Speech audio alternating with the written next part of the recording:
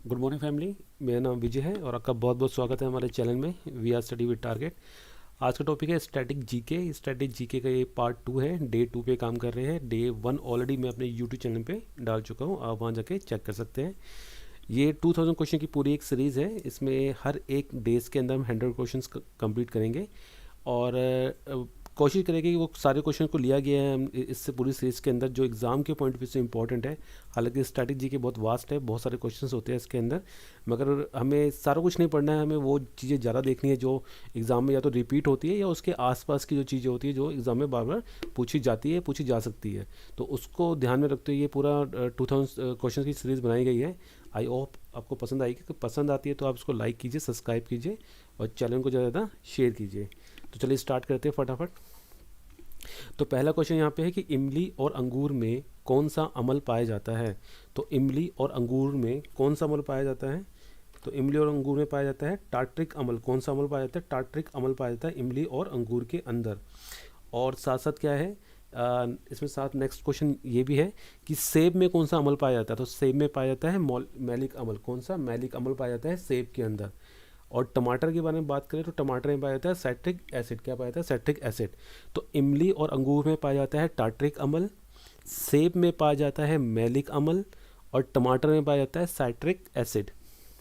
अगर आप कोई भी एग्ज़ाम दे रहे हैं, चाहे वो ग्रुप डी से क्या कहते हैं रिलेटेड हो या किसी स्टेट लेवल का पीसीएस का एग्ज़ाम हो या यूपीएससी का एग्ज़ाम हो, तो आपको कई सारे क्वेश्चन ऐसे पूछ ले जाते हैं। तो इस वीडियो के अंदर आई होप कि आपको बहुत सारा मटेरियल ऐसा मिल जाएगा जो आपको अपने एग्ज़ाम के अंदर देखने को मिलेगा। नेक्स्ट है होम रूल लीग आंदोलन किस वर्ष चलाया गया था। तो होम रूल लीग आंदोलन जो है वो किस वर्ष चलाया गया था। 1916 में चलाया गया था। कब चलाया गया था। 1916 में चलाया गया था। और किन किन किन लोगों ने चलाया था उसको। तो बाल गंगाधर तिलक और श्रीमती एनी बेसेंट ने चलाया था। श्रीमती एनी बेसेंट काफ़ी इंपॉर्टेंट है हिस्ट्री के पॉइंट ऑफ व्यू से, क्योंकि कांग्रेस की प्रथम महिला अध्यक्ष जो भारतीय राष्ट्रीय कांग्रेस थी उसकी प्रथम महिला अध्यक्ष कौन थी। श्रीमती एनी बेसेंट थी। मगर अगर क्वेश्चन आता है कि भारतीय राष्ट्रीय कांग्रेस की प्रथम भारतीय महिला कौन अध्यक्ष थी, तो वो सरोजिनी नायडू है। मगर अगर क्वेश्चन आता है कि भारतीय राष्ट्रीय कांग्रेस की प्रथम महिला अध्यक्ष कौन थी, तो कौन है। श्रीमती एनी बेसेंट है। ठीक है। कौन से अधिवेशन की अध्यक्षता की थी उन्होंने। 1917 के कलकत्ता अधिवेशन की अध्यक्षता की थी। दोबारा रिपीट करता हूँ, अगर आपको क्वेश्चन आता है कि भारतीय राष्ट्रीय कांग्रेस की पहली महिला अध्यक्ष कौन थी, तो पहली महिला अध्यक्ष है श्रीमती एनी बेसेंट। 1917 का अधिवेशन हुआ था। कौन सा अधिवेशन। कलकत्ता अधिवेशन। अगर पूछा जाता है कि भारतीय राष्ट्रीय कांग्रेस की पहली भारतीय अध्यक्ष कौन थी, तो कौन है। श्रीमती सरोजिनी नायडू है। ठीक है। और सरोजिनी नायडू जो है वो स्वतंत्र भारत की पहली राज्यपाल भी है। और कहाँ की राज्यपाल रही थी वो। कहाँ की राज्यपाल रही थी। उत्तर प्रदेश की राज्यपाल रही थी। और होम रूल लीग आंदोलन किस वक्त चलाया गया था। 1916 में चलाया गया था बाल गंगाधर तिलक और श्रीमती एनी बेसेंट के द्वारा। नेक्स्ट है वह मुस्लिम शासक जिसने सन 1000 से 1026 ईस्वी के मध्य भारत पर 17 बार आक्रमण किए थे। तो वो कौन सा ऐसा मुस्लिम शासक था जिसने भारत पर 17 बार आक्रमण किए थे 1000 से लेके 1026 तक। हालांकि एक ही शख्स ऐसा है जिसने भारत में 17 बार आक्रमण किए हैं, उसका नाम है महमूद गजनवी। तो महमूद गजनवी ने भारत पर सन 1000 से लेके 1026 तक भारत पर 17 बार आक्रमण किए थे। इनके इन आक्रमण के अंदर सबसे जो इम्पोर्टेंट आक्रमण है जो काफ़ी चर्चित में है और काफ़ी मतलब एग्जाम में पूछा जाता है, वो है सोमनाथ का आक्रमण। कब हुआ था। वो 1025 में हुआ था। ठीक है। और कहा जाता है कि वो एक ऐसा आक्रमण था कि जिसमें इसने इतनी संपत्ति लूटी थी जितनी इतने बाकी जितने भी आक्रमण थे उनके बराबर में। तो वो आक्रमण काफ़ी ज़्यादा चर्चा में है और क्या कहते हैं वो पूछा भी जाता है। पहले भी कई एग्ज़ाम में पूछा गया है और आने वाले एग्ज़ाम में भी पूछा जा सकता है। तो ध्यान रखना, सोमनाथ का आक्रमण 1025 किसने किया था। महमूद गजनवी। नेक्स्ट है भारतीय संसद की राज्यसभा की कार्य अवधि कितने वर्षों की होती है। तो जो भारतीय संसद की राज्यसभा है उसकी अवधि उसकी जो कार्य अवधि कितने टाइम की होती है। तो इसकी कोई कार्य अवधि नहीं होती है। ये एक स्थायी निकाय है। ठीक है। मतलब इसको भंग नहीं किया जा सकता। ये एक स्थायी निकाय है। इनके सदस्यों की कार्य अवधि होती है और वो होती है 6 वर्ष की। कितने 6 साल की कार्य अवधि होती है इनके सदस्यों की। मगर अगर राज्यसभा के बारे में बात करेंगे तो राज्यसभा की कोई कार्य अवधि नहीं होती, राज्यसभा एक स्थायी निकाय होती है। राज्यसभा उच्च सदन भी होता है। अगर पूछा जाए कि उच्च सदन कौन सा होता है तो राज्यसभा उच्च सदन है, और निम्न सदन कौन सा है? लोकसभा। लोकसभा निम्न सदन है और राज्यसभा उच्च सदन है। और जो राज्यसभा है वो अनुच्छेद किस में आती है? 80 में आती है, 80 में आती है। और राज्यसभा किस में आती है? अनुच्छेद 80 में। और लोकसभा कौन से अनुच्छेद में आती है? अनुच्छेद 81 में। नेक्स्ट है, और एक और क्वेश्चन माइंड में आ गया इससे, राज्यसभा के लिए जो न्यूनतम आयु होती है वो होती है 30 वर्ष, और लोकसभा के लिए जो न्यूनतम आयु होती है वो होती है 25 वर्ष। नेक्स्ट क्वेश्चन यहाँ पे है कि क्योटो प्रोटोकॉल जो कब हुआ था? 1997 में हुआ था। किससे संबंधित है? तो क्योटो प्रोटोकॉल जो है, जो 1997 में हुआ था, वो किससे संबंधित है? तो ये संबंधित है ग्रीन हाउस गैस से। किससे? ग्रीन हाउस गैस से, जिसको हम लोग क्या कहते हैं? ग्लोबल वार्मिंग भी कहते हैं। ग्लोबल वार्मिंग भी कहते हैं। क्योटो प्रोटोकॉल ग्लोबल वार्मिंग से संबंधित है, ग्रीन हाउस गैस से संबंधित है। क्वेश्चन ये बन सकता है, जो आपके जो पीसीएस लेवल के एग्ज़ाम होते हैं वहाँ पे ये क्वेश्चन बन सकता है कि क्योटो प्रोटोकॉल पर भारत ने किस वर्ष हस्ताक्षर किए थे? तो भारत ने किस वर्ष किए थे हस्ताक्षर क्योटो प्रोटोकॉल पर? सन 2002 में। कब किए थे? सन 2002 में भारत ने क्योटो प्रोटोकॉल पर हस्ताक्षर किए थे। नेक्स्ट क्वेश्चन है कि भारत का सबसे पूर्वी बिंदु कौन सा है? तो भारत का सबसे पूर्वी बिंदु कौन सा है? किबुथु। क्या है? किबुथु। भारत का सबसे पूर्वी बिंदु कौन सा है? किबुथु। किस राज्य में पड़ता है ये? अरुणाचल प्रदेश में। कहाँ पे? अरुणाचल प्रदेश में। भारत का सबसे दक्षिणम बिंदु कौन सा है? इंदिरा पॉइंट। क्या कहते हैं उसको? पिग्मेलियन पॉइंट भी कहते हैं। कहाँ पे है? निकोबार में है। भारत का सबसे उत्तरी बिंदु कौन सा है? इंदिरा कॉल। कहाँ पड़ता है? जम्मू कश्मीर में पड़ता है। और पूर्वी बिंदु कहाँ पे? किबुथु में है। कहाँ पे है किबुथु? अरुणाचल प्रदेश में है।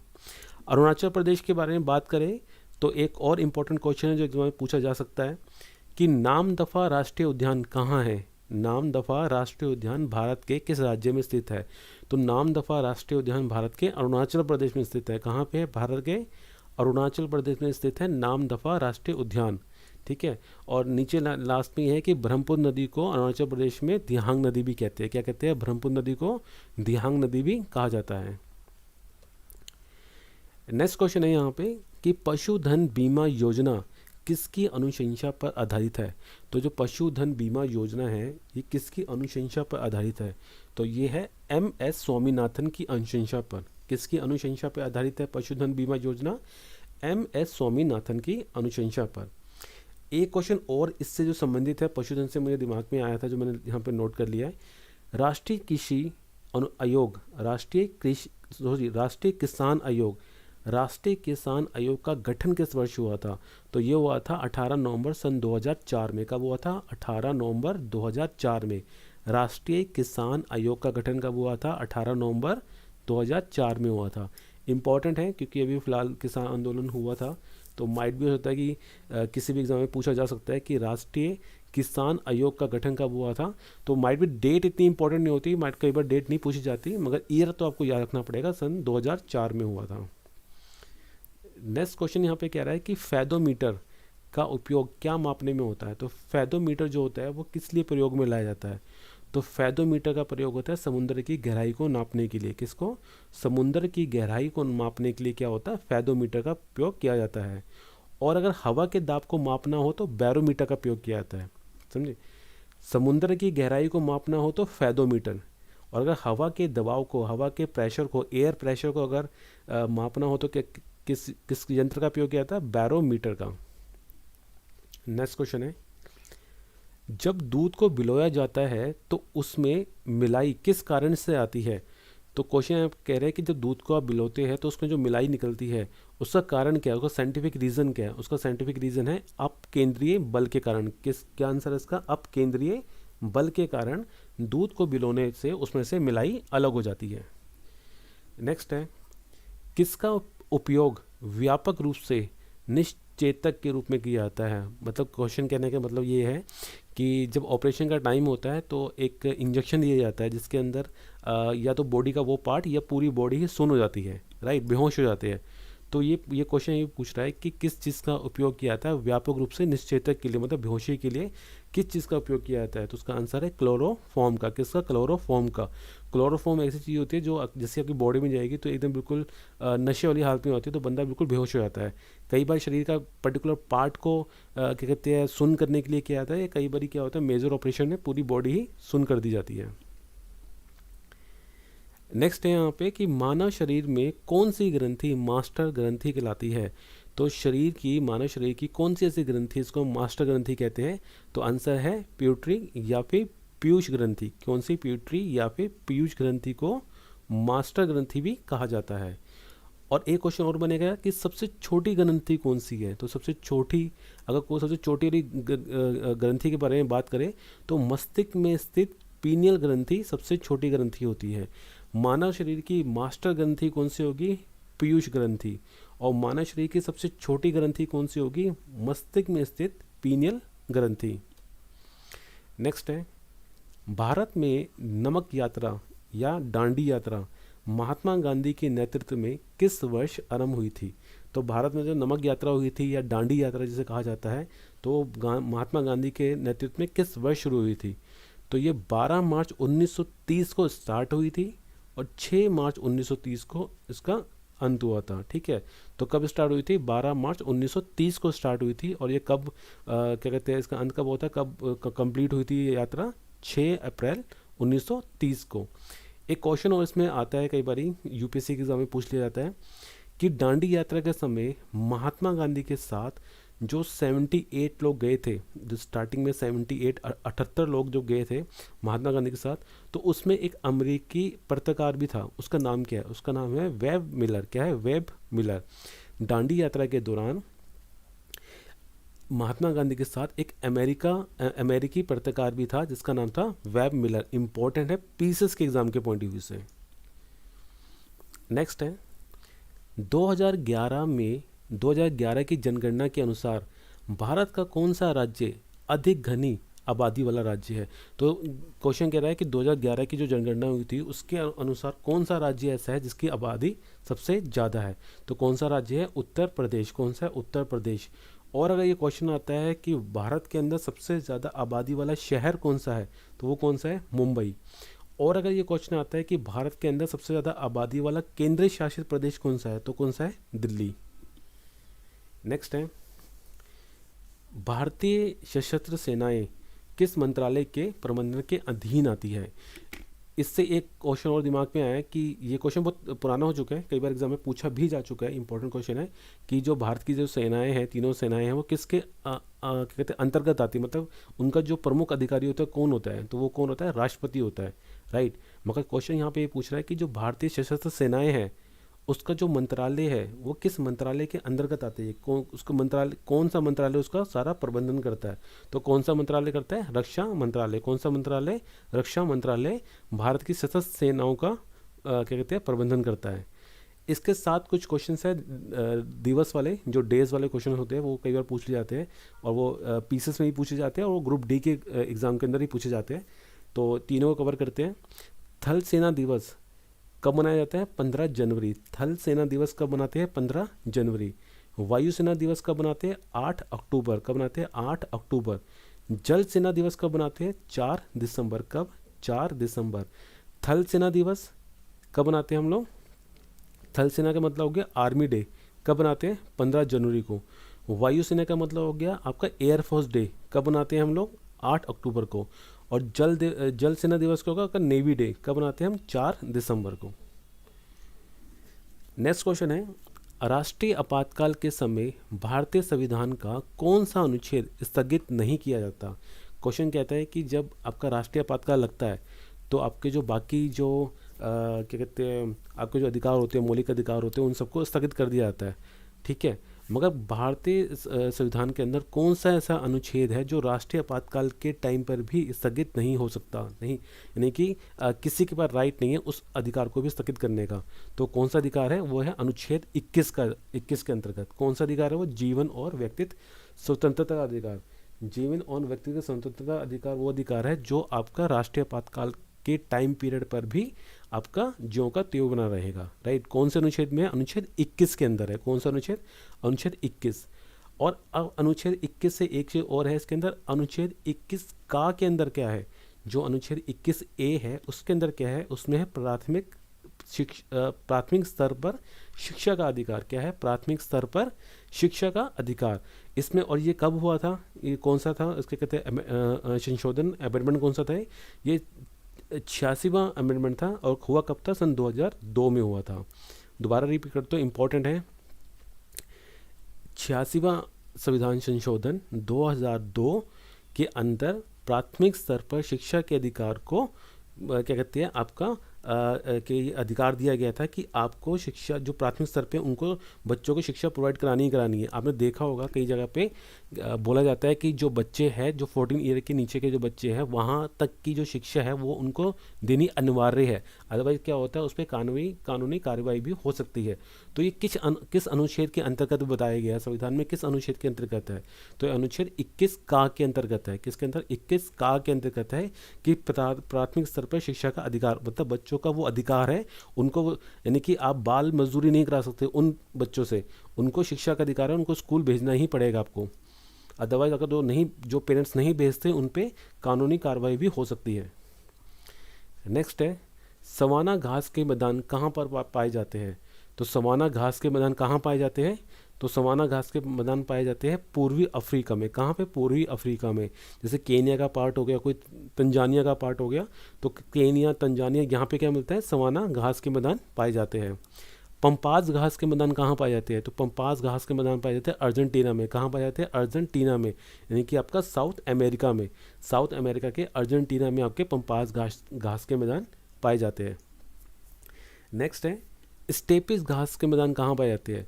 तो स्टेपिस जो घास के मैदान है वो आपके मिलते हैं यूरोप साइड में, यूरोपीय एशिया, मतलब यूरोप और ऊपर का जो एशिया का पार्ट है उस जगह पे आपके स्टेपिस घास के मैदान पाए जाते हैं। और यूरोप से एक चीज़ और दिमाग में आई है, महाद्वीप के अंदर यूरोप ही एक ऐसा महाद्वीप है जहाँ पे कोई भी मरुस्थल नहीं है। नेक्स्ट है, स्थायी बंदोबस्त के जन्मदाता किसे कहा जाता है? तो स्थायी बंदोबस्त के जन्मदाता किसे कहते हैं हम लोग? स्थायी बंदोबस्त के जन्मदाता कहते हैं कर्नल वालिस को। किसे कहते हैं? कर्नल वालिस को कहते हैं। और कब लगाया गया था ये स्थायी बंदोबस्त? स्थायी बंदोबस्त लगाया गया था 1793 में। कब लगाया गया था? 1793 में लगाया गया था। किसके द्वारा लगाया गया था? कर्नल वॉलिस के द्वारा लगाया गया था। तीन और, मतलब दो और क्या कहते हैं आपके बंदोबस्त है, व्यवस्था है जो आपके भूमि कर से संबंधित है। एक है रैयतवाड़ी और तीसरी कौन सी है? महलवाड़ी। ये तीनों इंपॉर्टेंट है। ये तीनों की तीनों पीसेस में भी पूछी जाती है। ये तीनों को तीनों ग्रुप डी में भी पूछी जाती है, आपका एनटीपीसी और रेलवे में भी पूछी जाती है। ये इंपॉर्टेंट है तीनों। इसमें से क्वेश्चन मतलब बहुत ज़्यादा चांस रहते हैं बनने के। बनता ही बनता है, ऐसा ज़रूरी नहीं है, 100% कुछ नहीं होता, मगर चांसेस बहुत ज़्यादा है इन तीनों में से कुछ ना कुछ क्वेश्चन आ जाता है। तो अगर स्थायी बंदोबस्त के बारे में बात करेंगे तो किसके द्वारा लगाई गई थी? कर्नल वालिस के द्वारा लगाई गई थी। और कर्नल वालिस ने कब लगाई थी? 1793 में लगाई थी। रैयतवाड़ी के बारे में बात करें तो रैयतवाड़ी जो है वो थॉमस मुनरो ने लगाई थी 1820 में। कब लगाई थी? थॉमस मुनरो ने रैयतवाड़ी कब लगाई थी? 1820 में। मगर अगर ऑप्शन में आपको 1772 दिया होगा तो आपको 1772 टिक करना है, क्योंकि थॉमस मुनरो से पहले 1820 से पहले कैप्टन रीड ने 1792 में इसको तमिलनाडु में लागू कर दिया था, राइट। तो रैयतवाड़ी जो व्यवस्था है वो सबसे पहले कैप्टन रीड ने स्टार्ट की थी 1792 में। कहाँ पे? तमिलनाडु में। उसके बाद जो प्रॉपर तरीके से जो लागू की थी वो की थी थॉमस मुनरो ने 1820 में, ठीक है। नेक्स्ट है महलवाड़ी। महलवाड़ी व्यवस्था जो है ना उसको लागू किया था होल्ट मैकेंजी ने। किसने किया था? होल्ट मैकेंजी ने लागू किया था। कब किया था? 1822 में किया था। कब किया था? 1822 में किया था। तो स्थायी बंदोबस्त के बारे में बात आएगी तो कर्नल वालिस है। रैयतवाड़ी व्यवस्था के बारे में बात आएगी तो थॉमस मुनरो है और कैप्टन रीड है। महलवाड़ी व्यवस्था के बारे में बात आएगी तो होल्ट मैकेंजी है, ठीक है। स्थायी बंदोबस्त 1793, रैयतवाड़ी 1792 या फिर 1820, ठीक है। और महलवाड़ी 1822। नेक्स्ट है, प्रथम संविधान संशोधन के अंतर्गत कौन सी अनुसूची जोड़ी गई थी? क्वेश्चन पूछ रहा है कि जो पहला संविधान संशोधन हुआ था उसके अंदर कौन सी अनुसूची जोड़ी गई थी। तो हमको पहले पता होना चाहिए जो मूल संविधान था उसके अंदर जो अनुसूची थी वो कितनी थी।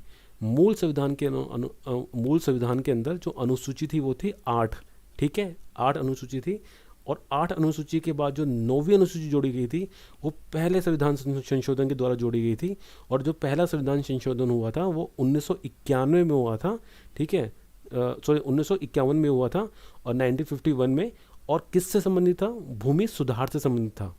दोबारा रिपीट करते हैं, पहला संविधान संशोधन 1951, ठीक है, कौन सी अनुसूची? 9वीं अनुसूची। किस चीज़ से संबंधित है? भूमि सुधार से संबंधित है। पहला संविधान संशोधन 1951, अनुसूची 9वीं, और किससे संबंधित है? भूमि सुधार से संबंधित है।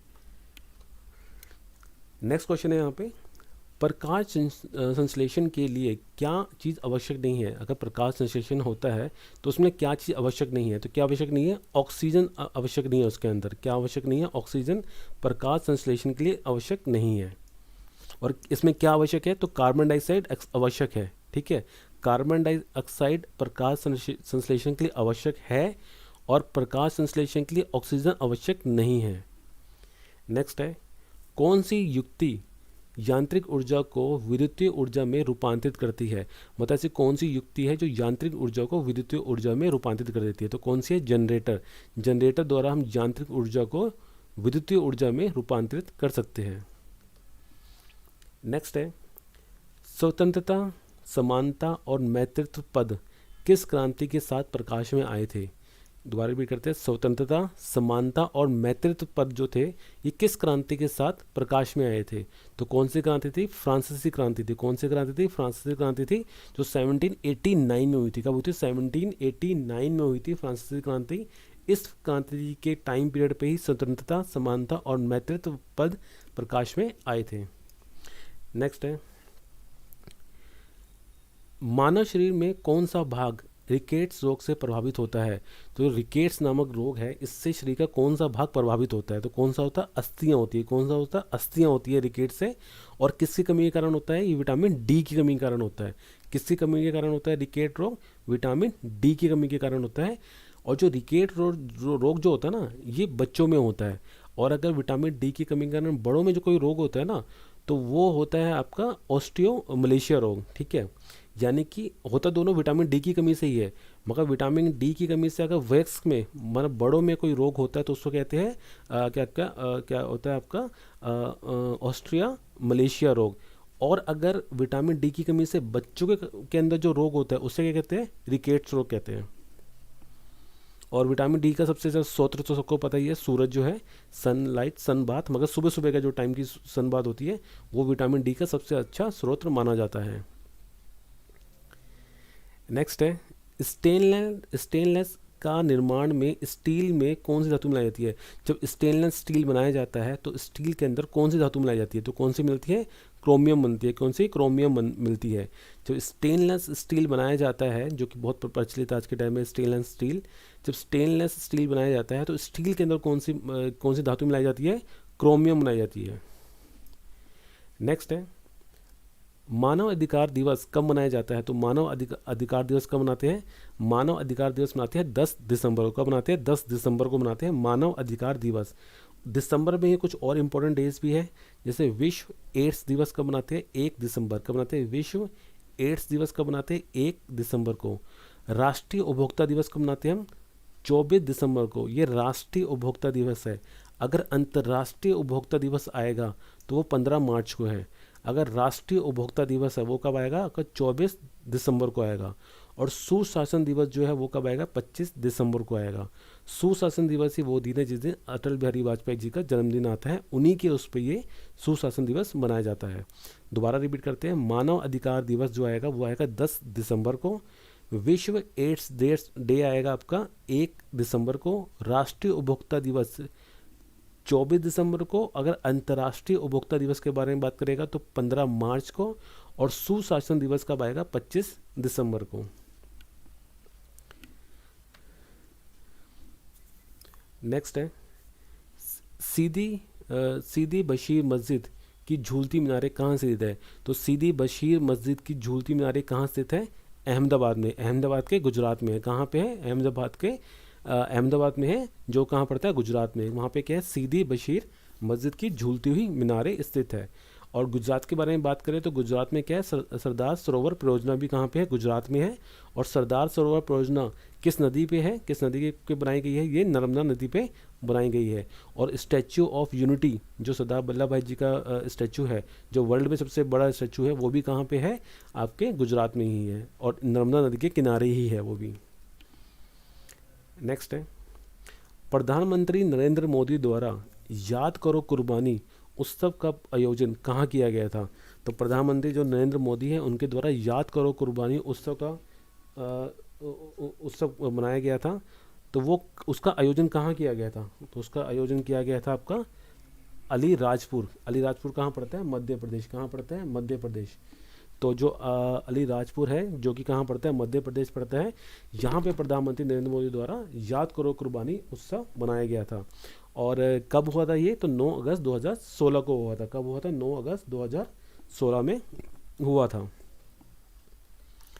नेक्स्ट है, ध्वनि की गति किस में अधिक होती है। तो सबसे अधिक ध्वनि की गति किस में होती है, स्टील में होती है। किस में होती है, स्टील में होती है। तो ध्वनि की गति सबसे अधिक किस में होती है, स्टील में होती है। या ठोस, अगर ऑप्शन में ठोस लिखा होगा तो ठोस पदार्थों में सबसे अधिक होती है। नेक्स्ट है, हवाई जहाज का आविष्कार किसने किया था। तो हवाई जहाज का आविष्कार किसके द्वारा किया गया था, राइट ब्रदर के द्वारा। किसके द्वारा, राइट ब्रदर्स के द्वारा हवाई जहाज का आविष्कार किया गया था। और कुछ और इम्पोर्टेंट भी है, वो कौन से, जो डीएनए है, डीएनए का आविष्कार किसके द्वारा किया गया था, तो फ्रेडरिक मेशर के द्वारा। किसके द्वारा, फ्रेडरिक मेशर के द्वारा डीएनए का आविष्कार किया गया था। फाउंटेन पेन, फाउंटेन पेन का आविष्कार किसने किया था, लेविस ई वाटरमैन ने। किसने, लेविस ई वाटरमैन ने फाउंटेन पेन का आविष्कार किया था। सिलाई मशीन का आविष्कार किसने किया था, तो एलियास होवे ने किया था। किसने, एलियास होवे ने किया था सिलाई मशीन का आविष्कार। आविष्कार से संबंधित जो क्वेश्चंस होते हैं ना, वो ग्रुप डी में पूछे जाते हैं मोस्टली, मतलब उसमें एक क्वेश्चन आ ही जाता है, तो वो अच्छे से करना आप। तो मैंने कोशिश करी कि इस सीरीज़ के अंदर मैंने रखे हैं कई सारे क्वेश्चन जो आविष्कार से संबंधित है, तो एक आधा क्वेश्चन फंस जाता है। और एक क्वेश्चन भी बहुत इंपॉर्टेंट है एग्जाम के अंदर, क्योंकि एक क्वेश्चन आपको मेरिट लिस्ट में भी ला सकता है और एक क्वेश्चन से आप चूक भी सकते हैं, राइट। तो हवाई जहाज़ का आविष्कार किसने किया है, राइट ब्रदर ने किया है। डीएनए का आविष्कार किसने किया है, फ्रेडरिक मेशर ने किया है। फाउंटेन पेन का आविष्कार किसने किया है, लेविस ई वाटरमैन ने किया है। सिलाई मशीन का आविष्कार किसने किया है, एलियास होवे ने किया है। नेक्स्ट है, अस्थियों और दांतों का मुख्य घटक क्या है। तो अस्थियों और दांतों का मुख्य घटक क्या होता है, कैल्शियम फॉस्फेट। क्या होता है, कैल्शियम फॉस्फेट जो होता है अस्थियों और दांतों का मुख्य घटक होता है। अस्थियों का कौन सा रोग होता है, ऑस्टियोमलेशिया, जो थोड़ी देर पहले बात की हमने, ऑस्टियोमलेशिया रोग होता है, ये बड़ों में होता है। और बच्चों में कौन सा होता है, रिकेट्स होता है। कौन सा, रिकेट। ऑस्टियोमलेशिया जो रोग होता है ये बड़ों में होता है। ये होता है हड्डियों का ही है, मगर बड़ों में होता है। और जो बच्चों में होता है हड्डियों का रोग, वो कौन सा होता है, रिकेट्स होता है। और दांतों का रोग क्या होता है, पायरिया। दांतों का कौन सा रोग होता है, पायरिया। नेक्स्ट है, पुरुषों में गुणसूत्रों का कौन सा संयोजन पाया जाता है। तो पुरुषों में गुणसूत्रों का कौन सा संयोजन पाया जाता है, पुरुषों में पाया जाता है XY, ठीक है। महिलाओं में पाया जाता है XX। इंपॉर्टेंट क्वेश्चन है, हमारी पूछ लिया जाता है, क्योंकि बड़ा कंफ्यूजन वाला क्वेश्चन हो जाता है। अगर आप एग्जाम में बैठ के देखेंगे तो बहुत कंफ्यूजन हो जाती है। तो याद रखना, पुरुषों में पाया जाता है एक X एक Y, ठीक है। महिलाओं में पाया जाता है दोनों X। महिलाओं में दोनों X है और पुरुषों में एक X है और एक Y है। नेक्स्ट है, थानेसर, जो कि कहाँ पे है, कुरुक्षेत्र में है। थानेसर नामक स्थान पर किस राजा की राजधानी थी। तो थानेसर जो नामक स्थान है जो कुरुक्षेत्र में है, वहाँ पे किस राजा की राजधानी थी। किसकी राजधानी थी वहाँ पे, महाराजा हर्षवर्धन की। किसकी, महाराजा हर्षवर्धन की राजधानी है थानेसर में, जो कहाँ पड़ता है, कुरुक्षेत्र में पड़ता है। इनका जन्म कब हुआ था, इनका जन्म हुआ था 590 ईस्वी में और इनकी मृत्यु कब हुई थी, 697, ठीक है। तो इनका जो जन्म है 590 में हुआ है। तो 590 का मतलब अगर कई बार ऐसा आता है कि कौन सी सदी में हुआ है, तो कौन सी सदी में हुआ है, 6वीं सदी में इनका, 6ठी शताब्दी में इनका जन्म हुआ है। और कौन सी शताब्दी में इनकी मृत्यु हुई थी, 7वीं शताब्दी में इनकी मृत्यु हुई थी। और अगर रचनाओं के बारे में पूछा है, रचना इनकी बहुत इंपॉर्टेंट है, कई बार एग्जाम में पूछी गई है। अगर हरियाणा के लेवल की बात करें तो हरियाणा में तो कई बार पूछी गई है, आगे दूसरे जो स्टेट्स हैं वहाँ पे भी बहुत इंपॉर्टेंट रहती है ये चीज़। तो अगर रचनाओं के बारे में बात करें तो नागानंद, रत्नावली और प्रियदर्शिका। नागानंद, रत्नावली और प्रियदर्शिका के रचनाकार कौन है, महाराजा हर्षवर्धन। कौन है, महाराजा हर्षवर्धन। नेक्स्ट है, और अगर आप साउथ की तरफ अगर आप बिलोंग करते हैं, ठीक है, तो साउथ के अंदर क्या है कि वहाँ पे जो महाराजा पुलकेशिन द्वितीय है, उनका उनका एक क्या कहते हैं, उनका एक रचना है, उनकी खुद की रचना नहीं है, वो तो उन पे लिखी गई एक रचना है जिनका नाम है ऐहोल। ठीक है, जो ऐहोल रचना है, उस रचना के अंतर्गत ये बताया गया है कि महाराजा पुलकेशिन द्वितीय ने महाराजा हर्षवर्धन को नर्मदा नदी के किनारे पे हराया था।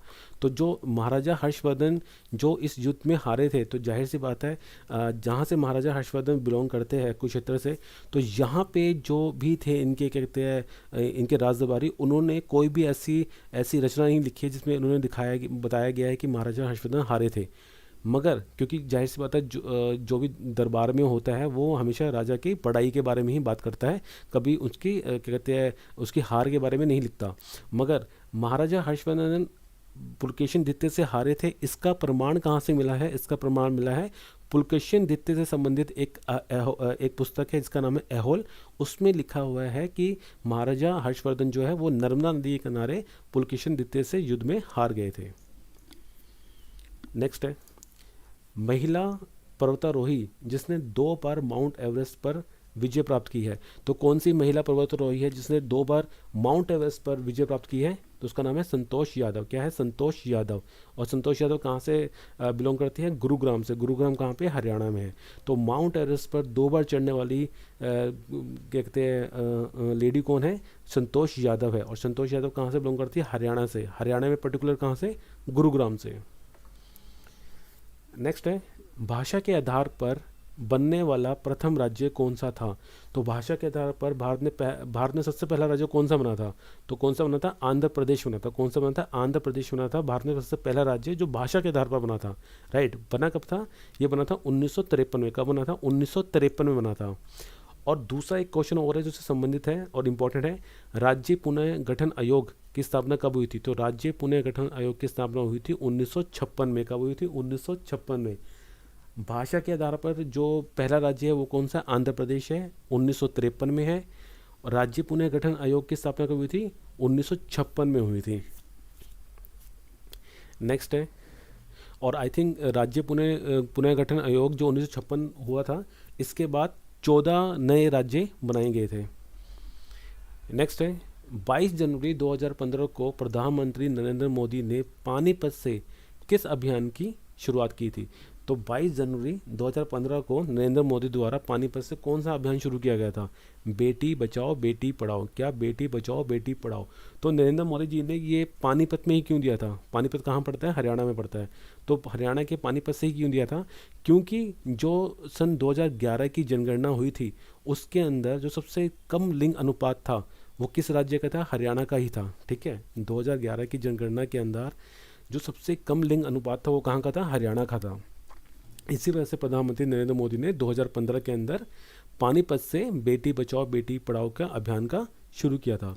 और 2011 के अंदर एकमात्र ऐसा राज्य जिसका लिंग अनुपात 1000 से ऊपर था, मतलब जहाँ पे लड़कियों का रेशियो लड़कों से ज़्यादा है, वो एक ही राज्य है। वो कौन सा राज्य है? केरल। नेक्स्ट है पुराणों में सबसे प्राचीन पुराण कौन सा है? तो सबसे प्राचीन या सबसे पहला पुराण कौन सा है? तो कौन सा पुराण है? ब्रह्मा पुराण। कौन सा? ब्रह्म पुराण जो है वो सबसे प्राचीन सबसे पहला पुराण है। और सबसे अंतिम पुराण किसे माना जाता है? सबसे अंतिम पुराण माना जाता है स्कंद पुराण को। किसको? स्कंद पुराण को सबसे अंतिम पुराण माना जाता है। और स्कंद पुराण किससे संबंधित है? तो ये भगवान जो शिव है उनके पुत्र है कार्तिकेय, उनसे संबंधित है। नेक्स्ट है कौन सी गैस वायुमंडल में सबसे अधिक मात्रा में पाई जाती है? तो सबसे अधिक मात्रा में कौन सी गैस पाई जाती है वायुमंडल के अंदर? नाइट्रोजन। कौन सी? नाइट्रोजन। वायुमंडल में सबसे अधिक मात्रा में कौन सी गैस पाई जाती है? नाइट्रोजन पाई जाती है। कितना है? 78.08। कितनी? 78.08%। उसके बाद आती है ऑक्सीजन। ऑक्सीजन कितनी है? 20.95% है। फिर आर्गन है, फिर कार्बन डाइऑक्साइड है। ठीक है, पर सबसे ज़्यादा कौन सी है? नाइट्रोजन है, फिर ऑक्सीजन है, फिर आर्गन है, फिर क्या है? कार्बन डाइऑक्साइड है। नेक्स्ट है मॉन्ट्रियल प्रोटोकॉल जो कब हुआ था? 16 दिसंबर 19 1887 में हुआ था, किससे संबंधित है? तो ये मटेरियल जो प्रोटोकॉल है किससे संबंधित है? ये संबंधित है ओजोन परत से। किससे? ओजोन परत से, ओजोन लेयर से संबंधित है मटेरियल प्रोटोकॉल। हुआ कब था ये? 26 सितंबर 1887 को हुआ था। इसलिए जो ओजोन दिवस है ना, जो ओजोन दिवस है वो 16 सितंबर को मनाया जाता है। तो मॉन्ट्रियल जो प्रोटोकॉल है वो 16 सितंबर 1887 में हुआ था, ओजोन परत से संबंधित है। और ओजोन दिवस जो है वो कब मनाते हैं? 16 सितंबर को मनाते हैं। ओजोन परत कहाँ पाई जाती है? समताप मंडल में पाई जाती है। कहाँ पे? समताप मंडल में पाई जाती है ओजोन परत, स्ट्रेटोस्फीयर में, ठीक है। और ओजोन परत का जो साइन है, जो उनका जो क्या मात्रक है वो क्या है? O3। किससे डोनेट करते हैं ओजोन को? O3 से डोनेट करते हैं। और ओजोन परत को मापने की कौन सी इकाई है? तो कौन सी है? डॉप्सन इकाई है। कौन सी इकाई है? डॉप्सन इकाई। इन जो ऊपर ये 3-4 जो लाइन्स है इसमें से कहीं ना कहीं क्वेश्चन बन जाता है अगर ओजोन परत के बारे में पूछा जाएगा। तो मॉन्ट्रियल जो प्रोटोकॉल है वो 16 सितंबर 1887 में हुई थी। किससे संबंधित है? ओजोन परत से संबंधित है। ओजोन दिवस कब मनाया जाएगा? 16 सितंबर को मनाया जाएगा। ओजोन परत कहाँ पाई जाती है? समताप मंडल में पाई जाती है, स्ट्रेटोस्फीयर में पाई जाती है। ओजोन को डोनेट करते हैं O3 से करते हैं। और ओजोन परत को मापने की जो इकाई होती है वो कहती है डॉप्सन इकाई होती है। नेक्स्ट है गांधी सागर बांध, जो कहाँ पे है? मध्य प्रदेश में है। किस नदी पे है? तो पहला क्वेश्चन है कि गांधी सागर बांध कहाँ पर है? गांधी सागर बांध कहाँ पे है? मध्य प्रदेश में है। किस नदी पे है? तो गांधी सागर बांध है चंबल नदी पे। किस पे है? चंबल नदी पे। तो गांधी सागर बांध कहाँ पे है? चंबल नदी पे है। गांधी सागर बांध है कहाँ पे? मध्य प्रदेश में है। कौन सी नदी पे है? चंबल नदी पे है। मध्य प्रदेश में और भी बांध है, जैसे इंदिरा सागर बांध है। इंदिरा सागर बांध कौन सी नदी पे है? नर्मदा नदी पे है। और दूसरा ओंकेश्वर बांध, ओंकेश्वर बांध कहाँ पे है? मध्य प्रदेश में। कौन सी नदी पे है? नर्मदा नदी पे है। दोबारा रिपीट करते हैं, गांधी सागर बांध, इंदिरा सागर बांध और ओंकेश्वर बांध कहाँ पे है? मध्य प्रदेश में है। गांधी सागर बांध, इंदिरा सागर बांध और ओंकेश्वर बांध कहाँ पे है? मध्य प्रदेश में है। गांधी सागर बांध चंबल नदी पे है, इंदिरा सागर बांध और ओंकेश्वर बांध नर्मदा नदी पे है। गांधी सागर बांध कहाँ पे है? चंबल नदी पे है। इंदिरा सागर बांध और ओंकेश्वर बांध कहाँ पे? नर्मदा नदी पे है। नेक्स्ट है, किसके द्वारा विदेशी भूमि पर पहला भारतीय ध्वज फहराया गया था? तो किसके द्वारा विदेशी भूमि पर पहला भारतीय ध्वज फहराया गया था? मैडम भीकाजी कामा द्वारा। किस? मैडम भीकाजी कामा द्वारा 1907 में जर्मनी के अंदर, जर्मनी के स्टेट गार्ड के अंदर पहला राष्ट्रीय ध्वज फहराया गया था। हालांकि उस समय जो हमारा भारत का ध्वज था वो ऐसा नहीं था, क्योंकि बहुत कुछ चेंज हुआ है इसके अंदर। मगर अगर बोला जाए तो विदेशी भूमि पर जो पहला भारतीय ध्वज फहराया था, किन्होंने फहराया था? मैडम भीकाजी कामा ने फहराया था। 1907 में फहराया था। और कहाँ फहराया था? जर्मनी के स्टेट गार्ड में फहराया था। नेक्स्ट है, और ये 1907 का पीरियड वही पीरियड है जब भारत के अंदर भारतीय राष्ट्रीय कांग्रेस 2 भागों में बढ़ गई थी, गर्म दल और नरम दल के अंदर। नेक्स्ट है, प्रोटॉन की खोज किसने की थी? तो प्रोटॉन की खोज किसके द्वारा की गई थी? तो की खोज की गई थी अर्नेस्ट रदरफोर्ड के द्वारा और गोल्डन स्टीन के द्वारा। प्रोटॉन की खोज किसने की थी? अर्नेस्ट रदरफोर्ड और गोल्डन स्टीन। टेलीफोन का आविष्कार किसने किया था? तो टेलीफोन का आविष्कार किया था A.G. बेल ने। किसने? A.J. बेल ने किया था टेलीफोन का आविष्कार। पेंडुलम घड़ी का आविष्कार किसने किया था? क्रिश्चियन हाइजेंस के द्वारा। किसके? क्रिश्चियन हाइजेंस ने किया था। रेडियो का आविष्कार किसने किया था? Edwin H Armstrong. किसने? Edwin H Armstrong.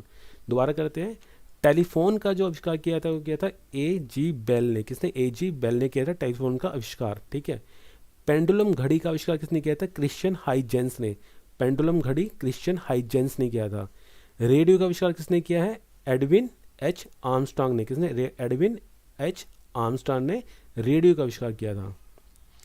नेक्स्ट है, उर्दू भाषा के कोहिनूर और अखबार ए चुनार पत्र के संपादक कौन थे? तो उर्दू भाषा में लिखा हुआ अखबार है कोहिनूर और अखबार ए चुनार। तो इस पत्र के संपादक कौन थे? बाल मुकुंद गुप्त। कौन थे? बाल मुकुंद गुप्त। तो कोहिनूर और अखबार ए चुनाव किनके द्वारा लिखा गया है? बाल मुकुंद गुप्त द्वारा लिखा गया है। नेक्स्ट है, अकबर के समय रेवाड़ी का शासक कौन था? जो अकबर का टाइम पीरियड था उसमें रेवाड़ी का शासक कौन था? तो रेवाड़ी का शासक था हेमचंद्र विक्रमादित्य। कौन था? हेमचंद्र विक्रमादित्य रेवाड़ी का शासक था। और दिल्ली की गद्दी में बैठने वाला अंतिम हिंदू राजा कौन था? हेमचंद विक्रमादित्य ही था, ठीक है। अकबर और हेमचंद विक्रमादित्य की जो लड़ाई हुई थी पानीपत की, वो पानीपत की दूसरी लड़ाई थी। कब हुई थी? 1556 में हुई थी। पहली लड़ाई कौन सी थी पानीपत की? बाबर और किसके बीच में? इब्राहिम लोदी के बीच में थी, 1526 की लड़ाई थी। तीसरी लड़ाई कौन सी थी पानीपत की? अहमद शाह अब्दाली और मराठों के बीच में थी, 1761 की लड़ाई थी, ठीक है। नेक्स्ट है, हरियाणा की टांगरी नदी का उद्गम स्थान कौन सा है? तो हरियाणा की जो टांगरी नदी है उसका उद्गम स्थल कौन सा है? मोरनी की पहाड़ियाँ। कौन सा है? मोरनी की पहाड़ियाँ। और कहाँ है? पंचकुला में। हरियाणा की जो टांगरी नदी है इसका उद्गम स्थान कहाँ पे है? मोरनी की पहाड़ियों में है। और मोरनी की पहाड़ियाँ कहाँ पे है? पंचकुला में। नेक्स्ट है,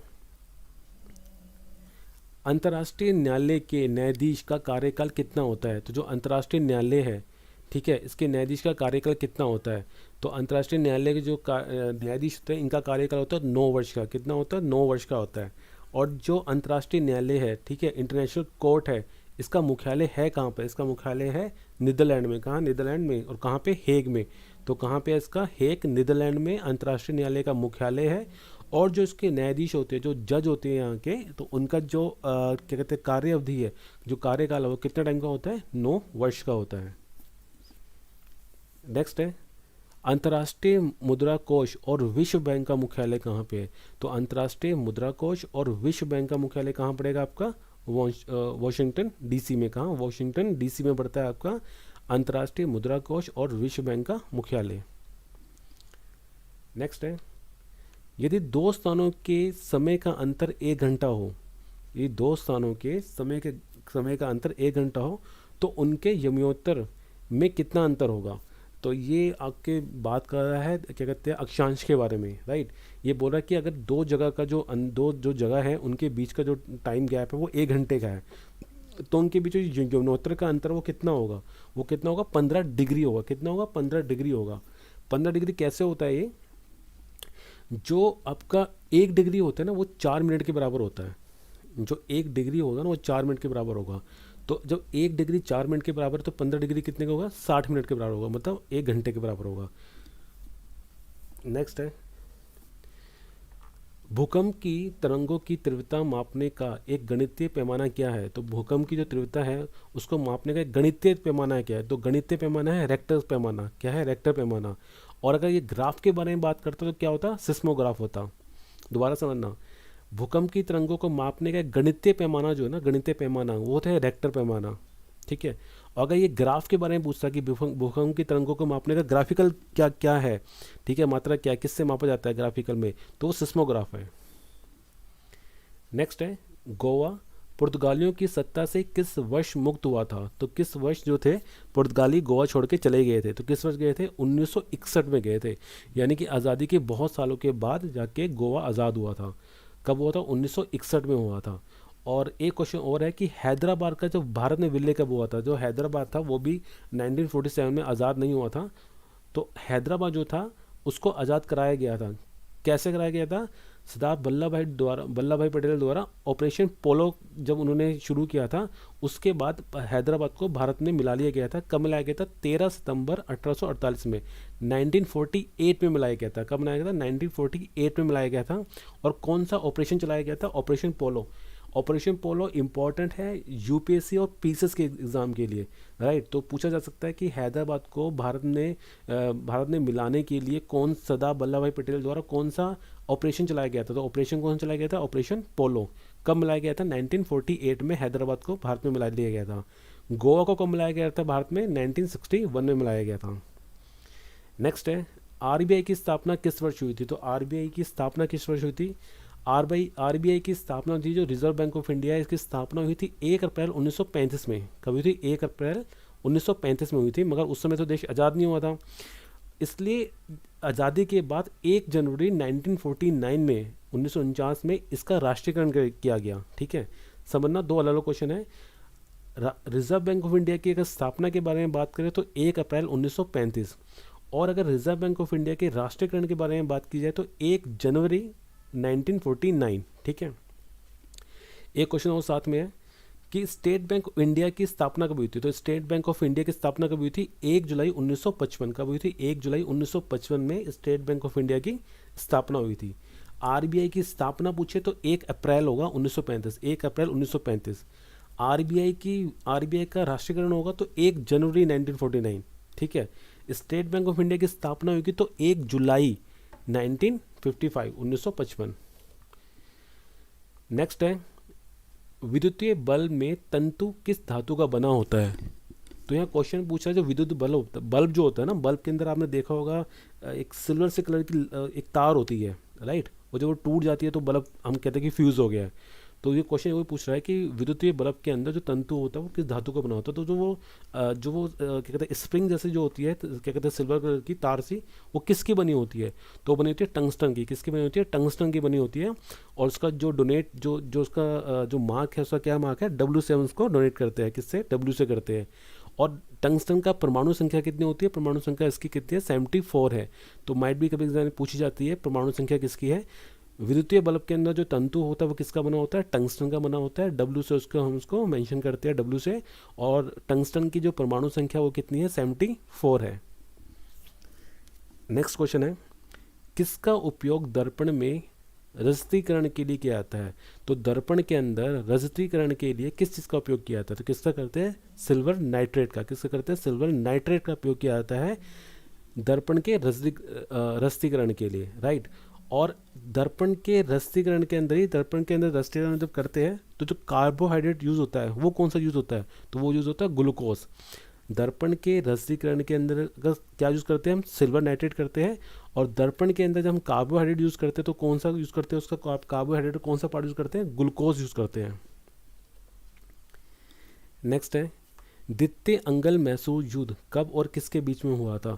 तो दूसरा जो अंगल मैसूर युद्ध हुआ था, अंगल मतलब अंग्रेजों का और मैसूर का युद्ध हुआ था, वो कब हुआ था और किसके बीच में हुआ था।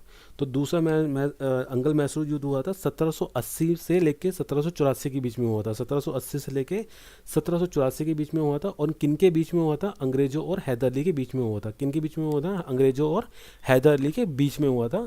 और इस युद्ध के बाद जो संधि हुई थी वो कौन सी संधि हुई थी, मंगलोर की संधि हुई थी। कौन सी संधि हुई थी, मंगलोर की संधि हुई थी।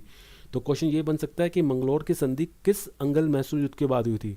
तो मंगलोर की संधि जो हुई थी वो दूसरे अंगल मैसूर युद्ध के बाद हुई थी। दूसरा अंगल मैसूर युद्ध कब लड़ा गया था, 1780 से लेकर 1784 के बीच में लड़ा गया था। किन के बीच में लड़ा गया था, अंग्रेजों और हैदर अली के बीच में लड़ा गया था। ठीक है, क्योंकि जो तीसरा और चौथा जो है ना अंगल मैसूर युद्ध, वो टीपू सुल्तान के मध्य में लड़ा जाएगा। और यही टाइम पीरियड है 1780 से लेकर 1784 के बीच में, जिसके अंदर हैदर अली की मृत्यु हो गई थी। नेक्स्ट है, तांबे कॉपर, तांबे क्या कहते हैं, कॉपर कहते हैं। तांबे का शत्रु कौन सा तत्व है। तो कौन सा तत्व जो है वो तांबे का शत्रु तत्व कहलाता है। तो क्या होता है, गंधक। गंधक कहते हैं सल्फर। तो सल्फर जो होता है वो तांबे का क्या होता है, शत्रु तत्व होता है। क्या होता है, शत्रु तत्व होता है। सल्फर क्या होता है, वो कॉपर का शत्रु तत्व होता है। गंधक क्या होता है, वो तांबे का शत्रु तत्व होता है। दोनों एक ही बात है, चाहे आप सल्फर बोलो चाहे क्या कहते हैं गंधक बोलो। जो तांबा होता है उसको जो खराब करता है, जिन्हें आपको भी देखा होगा, आपके तांबे के बर्तन हो गए, तांबे की बोतलें होती हैं, कई बार हम पानी पीते हैं तांबे की बोतल के अंदर पीते हैं। तो जब वो उसमें धीरे धीरे जो वाइट वाइट सा लगना शुरू होता है उसके अंदर, जिससे वो ख़राब होना शुरू करता है, उसको ही सल्फर कहते हैं, उसको ही गंधक कहा जाता है। नेक्स्ट है, रामसर कन्वेंशन का संबंध किससे है। तो Ramsar convention basically Ramsar sites होती है, राइट। ये पूछते हैं कि इसका संबंध किससे है। तो रामसर जो है ना वो बेसिकली है क्या, रामसर एक ईरान में एक जगह है, उसका नाम है रामसर। ठीक है, वहाँ पे एक समझौता हुआ था आर्द्र भूमि को लेके। आर्द्र भूमि क्या होती है, जो निम्न जिसमें पानी वाली भूमि जो होती है ना, उसको कहते हैं आर्द्र भूमि। ठीक है, तो जो रामसर साइट है ना, इसका संबंध जो है आर्द्र भूमि के संरक्षण से, उसके बचाव से है। ठीक है, स्थापना कहाँ हुई थी इसकी, ईरान का एक शहर है रामसर, वहाँ पे इसकी स्थापना हुई थी। कब हुई थी, 2 फरवरी 1971 में, 1971 में हुई थी। ठीक है ना। और भारत में वर्तमान में कितनी रामसर साइट्स है, कितने रामसर स्थल है, तो 47 रामसर स्थल है।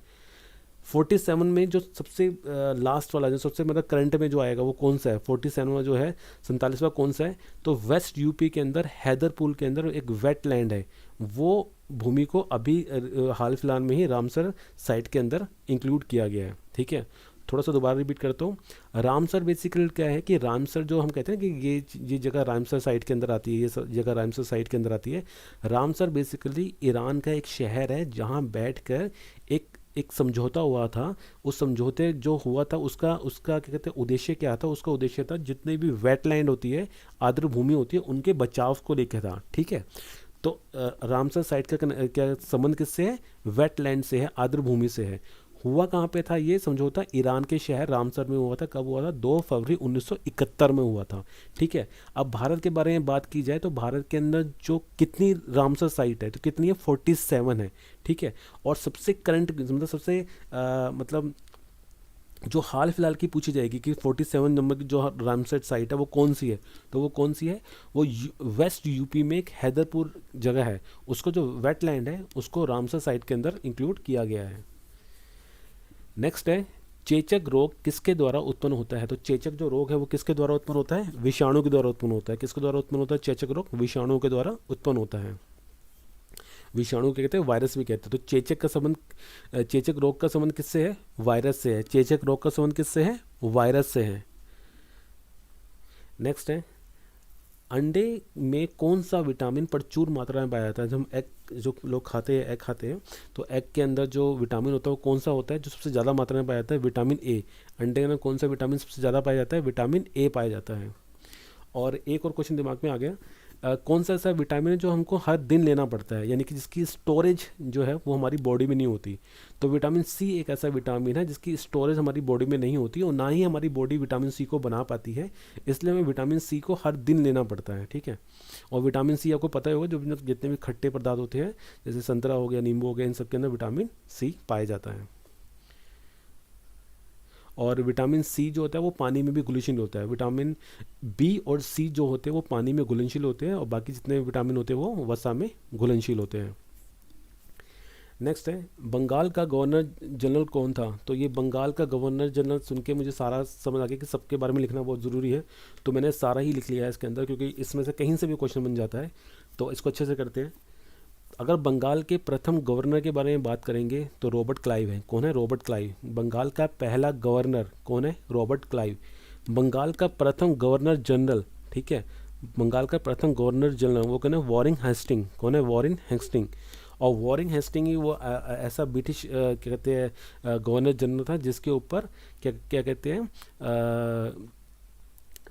अभियोग चला गया था। ठीक है, जिसके क्योंकि ये एक्चुअली क्या था कि इसने किसी चीज़ के लिए अंगेस्ट हो गया था गवर्नमेंट के, ये ब्रिटिश गवर्नमेंट के ही, और इसके ऊपर महाअभियोग चलाया गया था। नेक्स्ट है कि बंगाल का अंतिम और भारत का पहला गवर्नर जनरल कौन था? तो बंगाल का अंतिम और भारत का पहला जो गवर्नर जनरल था वो था विलियम बेंटिंग। कौन था? विलियम बेंटिंग था। और विलियम बेंटिंग वो बनता था जिसने राजा राम मोहन राय के साथ मिलकर सती प्रथा का अंत किया था। ठीक है, भारत का पहला वायसराय कौन था? तो वो था कैनिंग। कौन था? कैनिंग था। भारत का पहला वायसराय कौन था? कैनिंग था। भारत का अंतिम वायसराय कौन था? माउंट बैटन था। और स्वतंत्र भारत का प्रथम और अंतिम जो गवर्नर जनरल था वो कौन था? राजगोपालाचार्य। कौन था? राजगोपालाचार्य स्वतंत्र भारत के प्रथम और अंतिम गवर्नर जनरल थे। दोबारा रिपीट करते हैं। बंगाल का जो गवर्नर है, बंगाल का गवर्नर वो है रॉबर्ट क्लाइव। बंगाल का गवर्नर जनरल कौन था? Warren Hasting. बंगाल का अंतिम और भारत का प्रथम गवर्नर जनरल, मतलब बंगाल में वो खत्म हो गया था, भारत में हो गया था, तो बंगाल का अंतिम और भारत का पहला गवर्नर जनरल कौन था? William Bentinck. भारत का पहला वायसराय कौन था? कैनिंग। भारत का पहला वायसराय कौन था? कैनिंग था।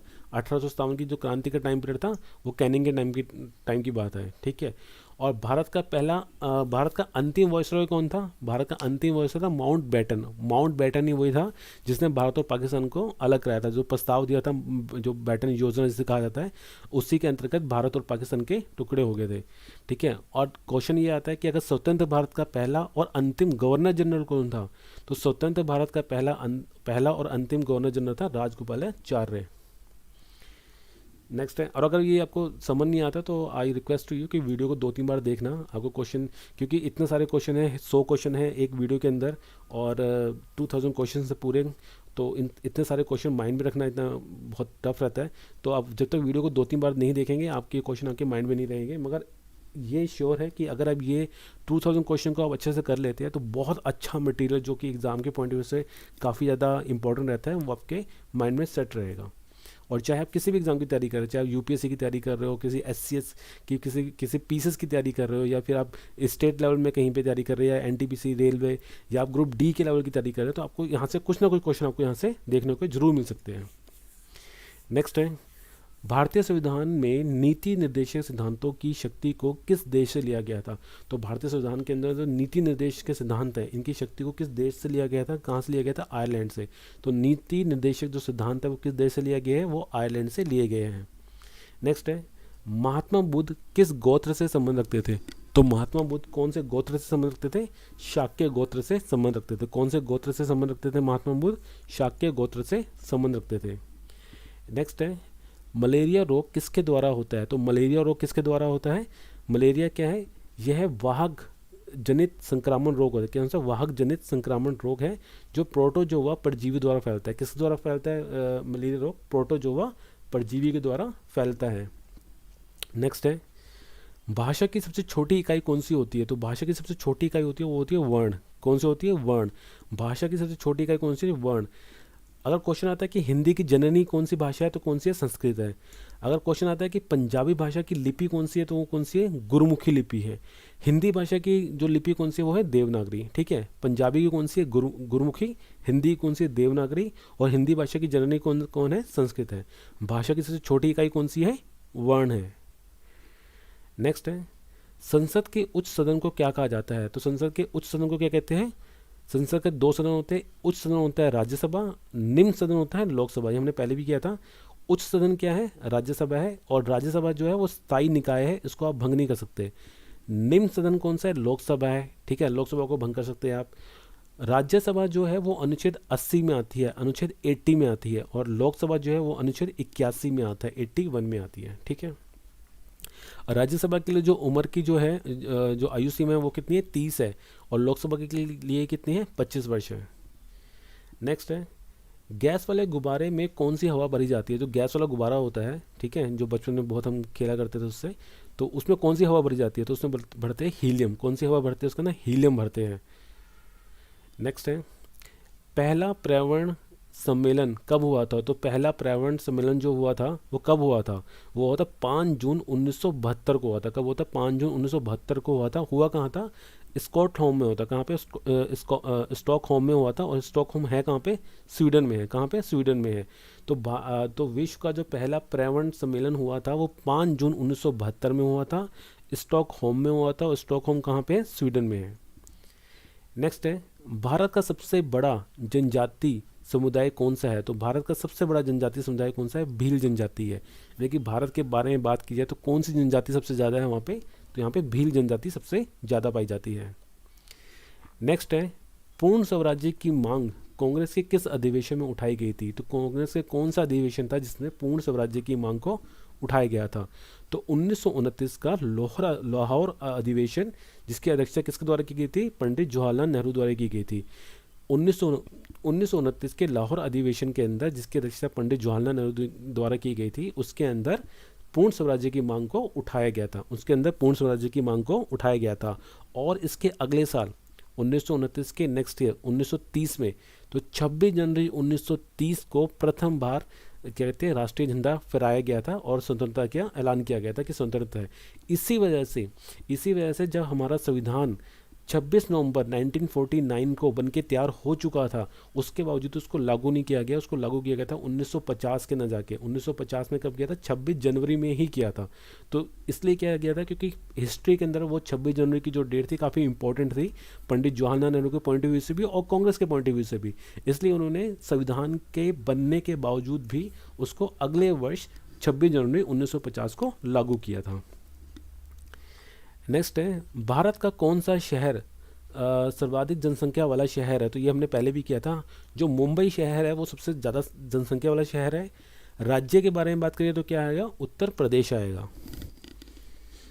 नेक्स्ट है, 11 मई 1998 को भारत में राजस्थान के पोखरण प्रशिक्षण रेंज में भारतीय सेना द्वारा कितने परमाणु परीक्षण किए गए थे? तो ये कह रहा है कि जो भारत के अंदर जो राजस्थान जो नगर है, सॉरी जो राजस्थान राज्य है, उस राज्य के अंदर पोखरण नामक एक जगह है जहाँ पे क्या कहते हैं भारतीय सेना द्वारा परमाणु परीक्षण किए गए थे। कब किए थे? 11 मई 1998 में किए गए थे।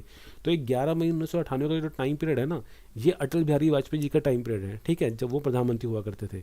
तो ये कह रहे हैं कि कितने परीक्षण किए थे? परमाणु परीक्षण कितने किए थे हमने? 5 किए थे। कितने किए थे? 5 किए थे। और उस समय जो प्रधानमंत्री कौन थे? अटल बिहारी वाजपेयी थे। और अटल बिहारी वाजपेयी ने उस टाइम पर ही ये नारा दिया था, जय जवान जय किसान और जय विज्ञान। क्या दिया था? जय जवान जय किसान और जय विज्ञान। क्वेश्चन पूछ लिया जाता है कि जय जवान जय किसान और जय विज्ञान का नारा किसके द्वारा दिया गया था? तो अटल बिहारी वाजपेयी के द्वारा दिया गया था। किस टाइम पीरियड के बाद, किस घटना के बाद दिया गया था? तो जो राजस्थान के पोखरण में जो प्रशिक्षण रेंज है उसके अंदर परमाणु परीक्षण के बाद किया गया था। किस समय दिया गया था? तो ये दिया गया था 11 मई 1998 में, 1998 में दिया गया था, ठीक है। नेक्स्ट है, भारत में चुनाव के लिए इलेक्ट्रॉनिक वोटिंग मशीन, जिसे ईवीएम मशीन भी कहते हैं, का प्रयोग कब किया गया था? तो भारत में चुनाव के लिए जो ईवीएम मशीन है वो सबसे पहले कब यूज़ हुई थी? सबसे पहले यूज़ थी 1982 में। कब हुई थी? 1982 में हुई थी। कहाँ हुई थी? केरल में हुई थी। केरल का जो विधानसभा निर्वाचन क्षेत्र है वहाँ पे यूज़ किया गया था ईवीएम मशीन को। कब? 1982 में। नेक्स्ट है, प्रसिद्ध अम्बुबाची का मेला भारत के किस मंदिर में लगता है? तो अम्बुबाची का जो मेला है वो भारत के किस मंदिर में लगता है? तो ये लगता है आपके कामाख्या मंदिर में। कौन सा मंदिर में? कामाख्या मंदिर में। और कामाख्या मंदिर है कहाँ पे? असम में है। तो असम के कामाख्या माता के मंदिर में अम्बुबाची का मेला लगता है। और असम के अगर बारे में बात की जाए तो कांजीरंगा, मानस, नामेरी और औरंग राष्ट्रीय उद्यान कहाँ पड़ते हैं? असम में पड़ते हैं। ये चारों राष्ट्रीय उद्यान काफ़ी ज़्यादा इंपॉर्टेंट है, बहुत ज़्यादा चांस रहता है पूछने का। काजीरंगा राष्ट्रीय उद्यान कहाँ पे है? असम में है। मानस राष्ट्रीय उद्यान कहाँ पे? असम में है। नामेरी राष्ट्रीय उद्यान कहाँ पे? असम में है। औरंग राष्ट्रीय उद्यान कहाँ पे? असम में है। काजीरंगा राष्ट्रीय उद्यान कहाँ पे? असम में। मानस राष्ट्रीय उद्यान कहाँ पे? असम में। नामेरी राष्ट्रीय उद्यान कहाँ पे? असम में। औरंग राष्ट्रीय उद्यान कहाँ पे? असम में है। कामाख्या देवी जी का मंदिर कहाँ पे? असम में है। कौन सा मेला लगता है? अम्बुबाची का मेला लगता है। नेक्स्ट है, ओंग जनजाति कहाँ निवास करती है? तो ओंग जनजाति कहाँ निवास करती है? अंडमान द्वीप में। कहाँ पे? अंडमान द्वीप में ओंग जनजाति निवास करती है। नेक्स्ट है, भारतीय संविधान के किस भाग में नीति निर्देशक सिद्धांतों का वर्णन है? तो नीति निर्देशक जो सिद्धांत हमने पहले पढ़ा था कहाँ से लिए थे? आयरलैंड से लिए थे। तो ये कहता है कि भारतीय संविधान के कौन से भाग में उसका वर्णन है? तो कौन से भाग में है? भाग 4 में। कहाँ पे है? भाग 4 में, अनुच्छेद 36 से 51। I am sorry. भारतीय संविधान के भाग 4 में अनुच्छेद 36 से 51 के अंदर नीति निर्देशक सिद्धांतों का वर्णन है। कहाँ पे? भारतीय संविधान के भाग 4 में अनुच्छेद 36 से 51 के अंदर नीति निर्देशक सिद्धांतों का वर्णन है। नीति निर्देशक सिद्धांत जो है वो कहाँ से लिए गए हैं? वो आयरलैंड से लिए गए हैं। नेक्स्ट है, किस एक्ट के अनुसार बंगाल के गवर्नर को अंग्रेजी क्षेत्र का गवर्नर जनरल कहा जाने लगा था? तो जो बंगाल का गवर्नर था, ठीक है, उसको किस एक्ट के बाद बंगाल अंग्रेजी क्षेत्र का गवर्नर जनरल कहा जाने लगा था? तो हमने पढ़ा था कि जो बंगाल का गवर्नर कौन था? रॉबर्ट क्लाइव था। रॉबर्ट क्लाइव के बाद जो बंगाल का गवर्नर जनरल कौन बना था? वॉरेन हेस्टिंग बना था। तो जो वॉरेन हेस्टिंग जो बंगाल का गवर्नर जनरल बना था वो किस एक्ट के अनुसार बना था? मतलब कौन सा एक्ट पारित हुआ था जिसके अनुसार वॉरेन हेस्टिंग को बंगाल का यानी कि अंग्रेजी क्षेत्र का गवर्नर जनरल कहा जाने लगा था? तो रेगुलेटिंग एक्ट 1773, 1773 का जो एक्ट था रेगुलेटिंग एक्ट, उसके अंतर्गत जो बंगाल का गवर्नर था उसको अब क्या क्या कहा जाने लगा था? बंगाल का गवर्नर जनरल कहा जाने लगा था। नेक्स्ट है, पंपास घास के मैदान कहाँ पाए जाते हैं? तो पंपास घास के मैदान कहाँ पाए जाते हैं? तो अर्जेंटीना में मिलते हैं। अर्जेंटीना, ब्राज़ील और उरुग्वे। अर्जेंटीना, ब्राज़ील, उरुग्वे, यहाँ पे पंपास घास के मैदान पाए जाते हैं। कहाँ पाए जाते हैं? अर्जेंटीना, ब्राज़ील, उरुग्वे में पंपास घास के मैदान पाए जाते हैं। और ये अगर ये नहीं आता ऑप्शन के अंदर तो क्या आएगा आपका? आपका आएगा साउथ अमेरिका। ठीक है, साउथ अमेरिका हो गया, या अर्जेंटीना, ब्राज़ील और उरुग्वे के अंदर आपके पंपास घास के मैदान पाए जाते हैं। नेक्स्ट है, ओजोन परत किस वायुमंडल में पाई जाती है? ये हमने ऊपर ऑलरेडी कर लिया था। तो ओजोन परत कहाँ पाई जाती है? समताप मंडल में पाई जाती है। कहाँ पाई जाती है? समताप मंडल में पाई जाती है। और जो उसका साइन क्या होता है? O3 होता है। और इसको मापने की इकाई क्या होती है? डॉप्सन इकाई इसके मापने की इकाई है। नेक्स्ट है सोमालिया बांध किस नदी पर स्थित है? तो सोमालिया बांध किस नदी पे स्थित है? ये है पेनार नदी पे। कौन सी? पेनार नदी पे स्थित है सोमालिया बांध। है कहाँ पे? आंध्र प्रदेश में है। तो सोमालिया बांध किस नदी पे स्थित है? पेनार नदी पे स्थित है। कहाँ पे है, किस राज्य में है सोमालिया बांध? यह है आंध्र प्रदेश में। ठीक है, नेक्स्ट है, और आंध्र प्रदेश ही था ना हमें जो हम पहले पढ़ा था कि भाषा के आधार पर जो सबसे पहला राज्य बना था, कौन सा बना था? आंध्र प्रदेश में बना था। कब बना था? 1953 में बना था। तो थोड़ा थोड़ा ना ऐसे मतलब लिंक करते रहा करो चीज़ों को, तो आपको बहुत आसानी से याद रहेगी। एक चीज़ से दूसरी चीज़ पकड़ पकड़ लोगे ना तो बहुत ईजिली आपको याद रहेगा, आपके माइंड में बिल्कुल सेट हो जाएगा। नेक्स्ट क्वेश्चन है कि किस पुराण में मौर्य वंश का वर्णन मिलता है? तो कौन सा पुराण है जिसके अंदर मौर्य वंश का वर्णन मिलता है? तो है विष्णु पुराण। कौन सा पुराण है? विष्णु पुराण के अंदर हमें मौर्य वंश का वर्णन मिलता है। नेक्स्ट है डेनमार्क जल संधि किन दो स्थानों को आपस में अलग करती है? जो डेनमार्क जल संधि है वो किन दो स्थानों को आपस में अलग करती है? इंग्लैंड और फ्रांस को। किसको? इंग्लैंड और फ्रांस को डेनमार्क जल संधि अलग करती है। इंग्लैंड और फ्रांस को डेनमार्क जल संधि अलग करती है। नेक्स्ट है राष्ट्रीय गीत वंदे मातरम की रचना किसकी रचना है? जो राष्ट्रीय गीत है वंदे मातरम, ये किसकी रचना है? ये है बंकिम चंद्र चट्टोपाध्याय की रचना है। किनकी? बंकिम चंद्र चट्टोपाध्याय जी की रचना है हमारा राष्ट्रीय गीत वंदे मातरम। कहाँ से लिया गया था ये? कौन से क्या कहते हैं उपन्यास से लिया गया था? आनंद मठ से लिया गया था। पहली बार कब गाया गया था? तो 1896 के अंदर कलकत्ता अधिवेशन में गाया गया था। 1896 के अंदर कलकत्ता अधिवेशन में गाया गया था।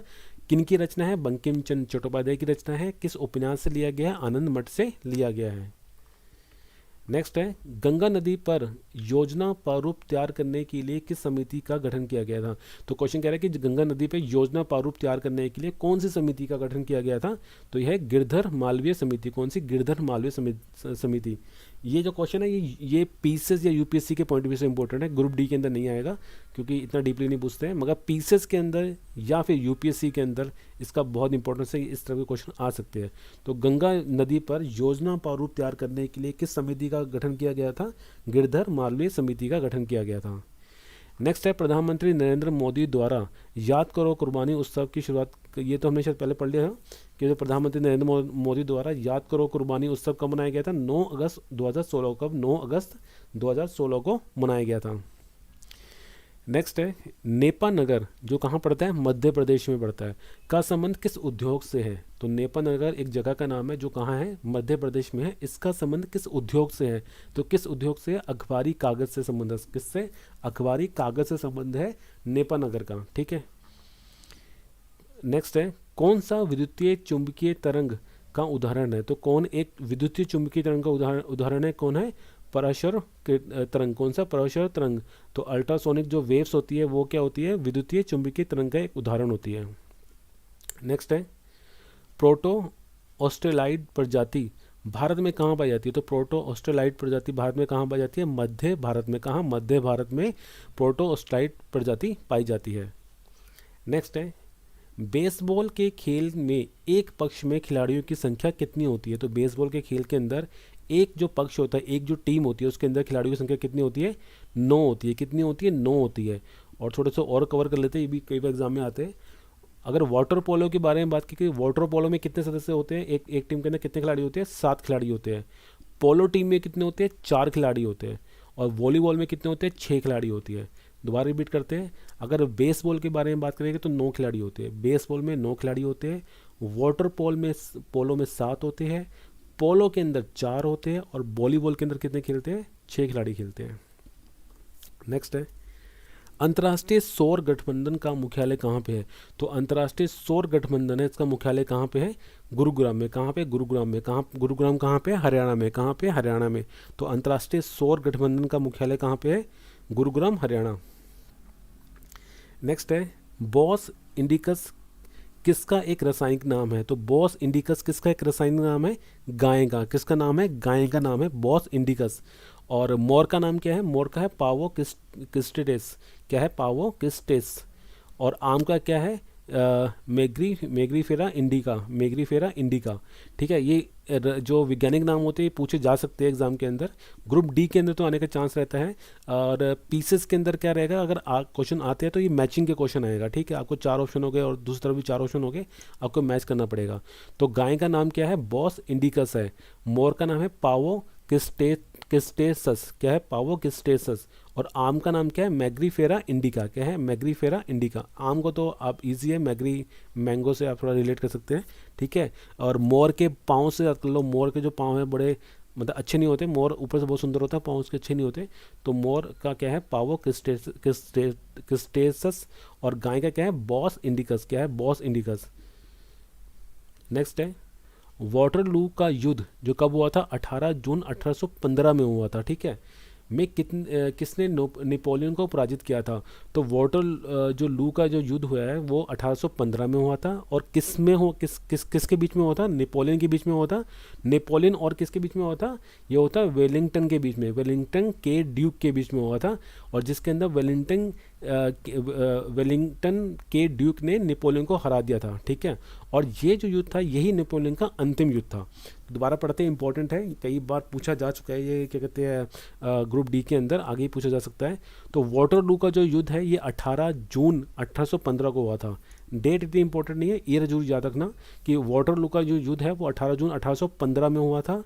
किन के बीच में हुआ था, नेपोलियन और वेलिंगटन के ड्यूक के बीच में हुआ था। नेपोलियन का ये अंतिम युद्ध है और नेपोलियन इसमें हार गया था। नेक्स्ट है, किस वर्ष में एडमंड हिलरी और तेंजिन नोर्गे माउंट एवरेस्ट की चोटी पर पहुंचे थे। तो किस वर्ष में एडमंड हिलरी और तेंजिन नॉर्वे अपने माउंट एवरेस्ट की चोटी पहुंचे थे, कब पहुंचे थे, 1953 में। कब, 1953 में एडमंड हिलरी और तेंजिन नॉर्गे अपने माउंट एवरेस्ट की चोटी पे पहुंचे थे। नेक्स्ट है कि महात्मा बुद्ध ने गृह त्याग के बाद किससे अपना गुरु बनाया था। तो महात्मा बुद्ध ने गृह त्याग के बाद किससे अपना गुरु बनाया था, अलार कलाम को। किसको, अलार कलाम को महात्मा बुद्ध ने अपने गृह त्याग के बाद अपना गुरु बनाया था। और उनका पहला उपदेश कहाँ दिया था, उन्होंने सारनाथ में दिया था। और सबसे ज़्यादा उपदेश कहाँ दिए थे, श्रावस्ती में दिए थे। तो ये क्वेश्चन पूछा जा सकता है कि पहला उपदेश कहाँ दिया था, सारनाथ में। सबसे ज़्यादा उपदेश दिए थे उन्होंने श्रावस्ती में। और जो उनकी गृह त्याग की जो टाइम था उसके बाद जो उन्होंने किनको अपना पहला गुरु बनाया था, अलार कलाम जी को अपना पहला गुरु बनाया था। नेक्स्ट है, एपीकल्चर का संबंध किससे है। तो एपीकल्चर का संबंध किससे है, एपीकल्चर का संबंध है मधुमक्खी पालन से। किससे, मधुमक्खी पालन से संबंध है एपीकल्चर का। पीसी कल्चर का संबंध किससे है, मत्स्य पालन से। ठीक है, और ओलेरी कल्चर का संबंध किससे, सब्जी विज्ञान से। तो ये इंपॉर्टेंट है, तीनों ही इंपॉर्टेंट है, तीनों से कोई भी पूछा जा सकता है। ठीक है, दोबारा रिपीट करते हैं, एपीकल्चर का संबंध किससे है, मधुमक्खी पालन से है। किससे, मधुमक्खी पालन से है एपीकल्चर का संबंध। पीसी कल्चर का संबंध किससे, मत्स्य पालन से। किससे, मत्स्य पालन से पीसी कल्चर का संबंध है। ओलोरी कल्चर का संबंध किससे है, सब्जी विज्ञान से। किससे, सब्जी विज्ञान से। एक बात और है, महात्मा बुद्ध से संबंधित एक वीडियो मैंने डाल रखा है, बौद्ध धर्म और जैन धर्म से संबंधित। ठीक है, मेरे यूट्यूब चैनल पे है, आप जाके देख सकते हैं। मोस्ट प्रॉब्ली उसमें इतना कंटेंट डाल रखा है मैंने उसके अंदर, उस वीडियो के अंदर, कि अगर आप किसी भी एग्ज़ाम की तैयारी कर रहे हो ना, आपको वहाँ से क्वेश्चन मिल जाएगा। मतलब वो इनफ है, अगर आप उस वीडियो को अच्छे से गो थ्रू कर लेते हैं ना, तो आपका जैन धर्म और बौद्ध धर्म से संबंधित जितने भी क्वेश्चंस हैं ना, वो उसी वीडियो में आपके कंप्लीट हो जाएंगे। अगर ये वीडियो पसंद आता है आपको, अगर मेरा पढ़ाया आपको पसंद आता है, तो आप वहाँ जाके उस वीडियो को भी देख सकते हैं। नेक्स्ट है, दूध में कौन सा अम्ल पाया जाता है। तो दूध में कौन सा अम्ल पाया जाता है, तो हम थोड़ा सा और कर लेते हैं अम्ल भी। दूध में पाया जाता है लैक्टिक। आप कहीं भी दूध का क्वेश्चन आएगा, दही का क्वेश्चन आएगा, आपको लैक्टिक वर्ड दिख गया तो आप टिक कर देना। ठीक है, दूध में कौन सा अम्ल पाया जाता है, लैक्टिक अम्ल पाया जाता है। चाय में कौन सा पाया जाता है, टैनिक अम्ल पाया जाता है। कौन सा, टैनिक अम्ल पाया जाता है। चींटी के अंदर कौन सा अम्ल पाया जाता है, फॉर्मिक अम्ल पाया जाता है। चींटी होती है, लाल चींटी कई बार काट जाती है तो थोड़ा सूज सा जाता है, स्वेलिंग से होती है हल्की सी। ठीक है, तो कौन सा अम्ल होता है चींटी के अंदर, फॉर्मिक अम्ल होता है। सिरके में कौन सा अम्ल होता है, एसिटिक अम्ल होता है। कौन सा, एसिटिक अम्ल होता है। दोबारा रिपीट करते हैं, दूध के अंदर होता है लैक्टिक अम्ल, चाय के अंदर होता है टैनिक अम्ल, चींटी के अंदर होता है फॉर्मिक अम्ल, और सिरके के अंदर होता है एसिटिक अम्ल। ठीक है, दूध में लैक्टिक अम्ल, चाय में टैनिक अम्ल, चींटी में फॉर्मिक अम्ल और सिरके में एसिटिक अम्ल। नेक्स्ट है हीनयान संघ का प्रमुख ग्रंथ कौन सा है? तो हीनयान जो संघ है इनका प्रमुख ग्रंथ कौन सा है? कथा वस्तु। कौन सा है? कथा वस्तु। हीनयान जो संघ है उसका प्रमुख ग्रंथ कौन सा है? कथा वस्तु। नेक्स्ट है 7वां संविधान संशोधन किससे संबंधित है? जो 7वां संविधान संशोधन है वो किससे संबंधित है? राज्य पुनर्गठन आयोग से। किनसे? राज्य पुनर्गठन आयोग से संबंधित है 7वां संविधान संशोधन। कब हुआ था? 1956 में हुआ था। कब हुआ था? 1956 में हुआ था। और हमने पहले पढ़ा था कि आंध्र प्रदेश जो था वो पहला राज्य था जो भाषा के आधार पर बना था। और कब बना था? 1953 में बना था। नेक्स्ट है जल्लीकट्टू फेस्टिवल भारत के किस राज्य में मनाया जाता है? तो जल्लीकट्टू जो फेस्टिवल है भारत के किस राज्य में है? तमिलनाडु में मनाया जाता है। कहाँ मनाया जाता है? जल्लीकट्टू तमिलनाडु में मनाया जाता है। ठीक है। और तमिलनाडु में क्या है? एक कोलावाई झील भी है। क्या है? कोलावाई झील भी तमिलनाडु में है, मैटूर बांध भी तमिलनाडु में है और वैगई बांध भी तमिलनाडु में है। तो क्वेश्चन पूछा जाता है कि मैटूर बांध कहाँ पे है, किस राज्य में है? तो मैटूर बांध कहाँ पे है? तमिलनाडु में है। वैगई बांध किस राज्य में है? कहाँ पे? तमिलनाडु में है।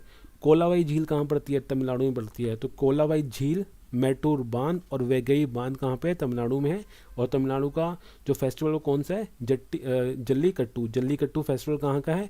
तमिलनाडु का है। मैटूर बांध कहाँ पे है? तमिलनाडु में है। वैगई बांध कहाँ पे है? तमिलनाडु में है। कोलावाई झील कहाँ पे है? तमिलनाडु में है। नेक्स्ट है दादा भाई नौरोजी द्वारा स्वराज का क्या अर्थ है? तो स्वराज का बेसिकली अर्थ है स्वशासन, मतलब खुद से शासन करना। ठीक है, शासन में पूरा अधिकार करना। नेक्स्ट है किस अधिवेशन में भारतीय राष्ट्रीय कांग्रेस दो दल में बढ़ गई थी? कौन सा अधिवेशन हुआ था जिसमें भारतीय राष्ट्रीय कांग्रेस दो दल में बढ़ गई थी? सूरत अधिवेशन 1907। कौन सा? सूरत अधिवेशन 1907 के अंदर भारतीय राष्ट्रीय कांग्रेस दो दल में बढ़ गई थी। और इसकी अध्यक्षता किसने की थी? रास बिहारी बोस ने की थी। किसने की थी? रास बिहारी बोस ने अध्यक्षता की थी 1907 के सूरत अधिवेशन में, जिसके अंदर जो क्या कहते हैं भारतीय राष्ट्रीय कांग्रेस है वो दो भागों में बढ़ गई थी। नेक्स्ट है अमित्र घात के नाम से किस शासक को जाना जाता है? तो अमित्र घात के नाम से हम किस शासक को जानते हैं? बिंदुसार को जानते हैं। किनको जानते हैं? बिंदुसार को जानते हैं हम अमित्र घात के नाम से। नेक्स्ट है हुसैन सागर झील भारत के किस राज्य में है? तो हुसैन सागर झील भारत के किस राज्य में है? तेलंगाना में है। कहाँ पे? तेलंगाना में है। और तेलंगाना में और कौन सी झील है? ओस्मान झील भी, ओस्मान सागर झील भी कहाँ पे है? तेलंगाना में है। नागार्जुन सागर बांध भी कहाँ पे है? तेलंगाना में है। और कौन सी नदी पे है? कृष्णा नदी पे है। दोबारा रिपीट करते हैं, हुसैन सागर झील, ओस्मान सागर झील, नागार्जुन सागर बांध कहाँ पे है? तेलंगाना में। हुसैन सागर झील कहाँ पे है? तेलंगाना में है। ओस्मान सागर झील कहाँ पे है? तेलंगाना में है। नागार्जुन सागर बांध कहाँ पे है? तेलंगाना में है। और नागार्जुन सागर बांध जो है वो किस नदी पे है? कृष्णा नदी पे है। नागार्जुन सागर बांध किस नदी पे है? कृष्णा नदी पे है और तेलंगाना में है। ओस्मान सागर झील कहाँ पे है? तेलंगाना में है। हुसैन सागर झील कहाँ पे है? तेलंगाना में है। ये वीडियो यहीं ख़त्म होती है। आई होप आपको पसंद आई होगी। काफ़ी कुछ कंटेंट है इसके अंदर। अभी ये तो डे 2 है, अभी अब काफ़ी दिन और रह गए। क्या कहते हैं 18 वीडियोस और आएगी, उसमें भी काफ़ी अच्छा स्टफ़ रहेगा हमारे पास पढ़ने के लिए। और कोशिश करेंगे कि इस वीडियो को हम अच्छे से प्रेजेंट करें और आप भी इसको अच्छे से पढ़ें और इसके नोट्स बनाएं, अच्छे से गो थ्रू करें। वीडियो को मैं पर्सनल रिक्वेस्ट करूँगा दोबारा से, एक बार में 100 क्वेश्चन एक ही बार में दिमाग में बैठना थोड़ा सा मुश्किल होता है, राइट। तो सबसे अच्छा तरीका ये है कि आप वीडियो को 2 या 3 बार देखें, राइट। पहली बार बिल्कुल नॉर्मल में देखें और सेकंड बार जब देखें तो उसका थोड़ा जो स्पीड अप बढ़ा लें, तो आपके लिए फटाफट आपके आंसर आपको समझ आ जाएगी। उससे क्या होगा, तो जो कितने भी आंसर्स आपके दिमाग में बिल्कुल सेट बैठ जाएंगे, राइट। तो अगर कोई वीडियो पसंद आया तो आप प्लीज़ लाइक कीजिए, सब्सक्राइब कीजिए, चैनल को ज़्यादा शेयर कीजिए। And thank you so much for your valuable time.